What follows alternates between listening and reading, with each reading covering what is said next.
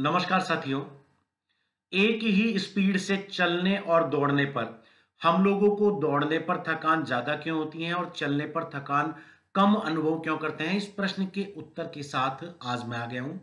कल हमने जो रनिंग और वॉकिंग के बीच में एक बेसिक डिफरेंस, एक फंडामेंटल डिफरेंस, मूलभूत अंतर बताया था। उसके बाद कुछ साथियों ने यह प्रश्न भेजा है, तो इस प्रश्न का जवाब दे देता हूं। बड़ा इंटरेस्टिंग जवाब है कि सेम स्पीड से चलने पर या उसी स्पीड से दौड़ने पर, स्पीड वही है, चाहे 5 किलोमीटर प्रति घंटा हो चाहे 10 किलोमीटर हो, वॉकिंग या रनिंग दोनों की स्पीड सेम है। सेम स्पीड से हम लोग वॉक करेंगे, फास्ट वॉक, या उसी स्पीड से रन करेंगे, तो दौड़ने पर थकान ज्यादा क्यों होती है।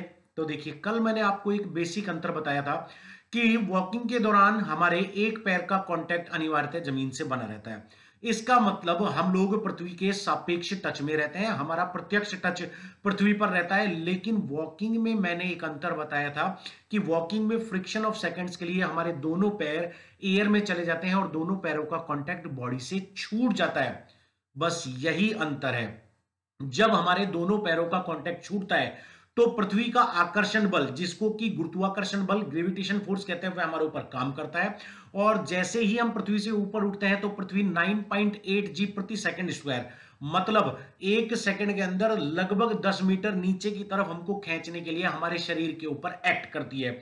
अब इसमें जितने ज्यादा हमारे शरीर का द्रव्यमान होगा, उतना ही ज्यादा गुरुत्वाकर्षण बल हमारे ऊपर ज्यादा काम करेगा। इसीलिए जो मोटे आदमी होते हैं, 100 किलो 90 किलो वजनी आदमी होते हैं, वो धीमी गति से दौड़ने पर भी बहुत ज्यादा थकान महसूस करते हैं, जिससे हांफना शुरू कर देते हैं, क्योंकि उनका द्रव्यमान पतले व्यक्ति के मुकाबले ज्यादा होता है। द्रव्यमान क्या होता है? हमारे संपूर्ण शरीर के भार के ऊपर 50 किलो का व्यक्ति और 100 किलो का व्यक्ति, उसके ऊपर जो पृथ्वी का अपना आकर्षण बल और अन्य बल एक्ट करते हैं, तो हमारे शरीर का भार जो है उन बलों के सापेक्ष में बदल जाता है। तो जितनी ज्यादा भारी वस्तु होगी उसका द्रव्यमान उतना ही ज्यादा बढ़ता जाएगा। इस वजह से हमारे शरीर के ऊपर यह बल आरोपित होता है और हम लोग एक ही स्पीड से चलने या दौड़ने पर थकान महसूस करते हैं। क्योंकि पुनः स्पष्ट कर दूं, दौड़ने के दौरान हम लोग फ्रिक्शन ऑफ सेकंड के लिए हवा में ऊपर जाते हैं और ऐसा हर स्टेप के बाद होता है। हर स्टेप के बाद हम लोग हवा में ऊपर जाते हैं, तो प्रत्येक स्टेप के बाद जब ऊपर जाते हैं तो प्रत्येक बार हमारे ऊपर पृथ्वी का गुरुत्वाकर्षण बल काम करता है, जिससे बार बार अप एंड डाउन जाने से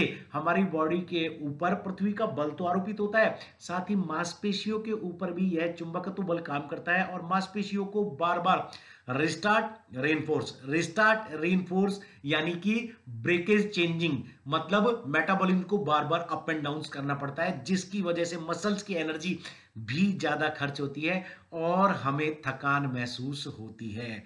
और प्रश्न भेजिएगा, आशा और उम्मीद करता हूं आप समझाई गई चीज से सेटिस्फाई होंगे और छोटे छोटे टॉपिक्स को क्लियर करते हुए शारीरिक शिक्षा को विस्तार पूर्वक हम लोग क्लियर कर देंगे। जय हिंद, जय भारत।